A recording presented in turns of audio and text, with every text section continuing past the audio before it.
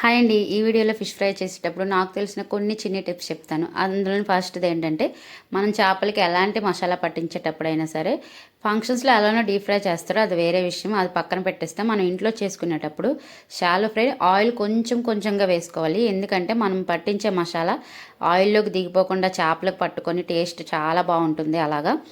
ఎక్కువ ఆయిల్ వేసుకోకుండా కొంచెం కొంచెం వేసుకొని ఫ్రై చేసుకోండి. అంతేకాకుండా చేపలు చాలామంది కనుగుడ్లు తీయకుండా ఫ్రై చేసేస్తారు. అప్పుడు మనకు ఆయిల్ స్ప్లిట్ అవుతుందనమాట. ఆయిల్ మనకు తెలిపోకుండా ఉండాలంటే కంపల్సరీగా కనుగుడ్లు తీసేయించాలి. ఈసారి మాత్రం తప్పకుండా ఈ టిప్స్ పాటించండి. ఏంటి గాజులు చూపిస్తున్నారు, చేపల కోసం చెప్తున్నారని చూస్తున్నారా? మెయిన్ మ్యాటర్ మనకి బ్యాంగిల్సేనండి. చాలా బాగున్నాయి కదా! నేను ఇవి మా ఫ్రెండ్ దగ్గర మా మరదల కోసం కస్టమైజ్ చేయించాను. తనైతే అమెరికాలో ఉంది. వాళ్ళ అమ్మగారికి నేను జాన్యువరిలో ఇచ్చేసాను అనమాట. తనైతే ఇప్పుడు అక్కడికి వచ్చి నాకు వీడియో పెట్టింది, వదిన బాగున్నాయి కదని. నాకు కూడా నచ్చాయి. మీకు కూడా నచ్చితే ఖచ్చితంగా లైక్ చేయండి.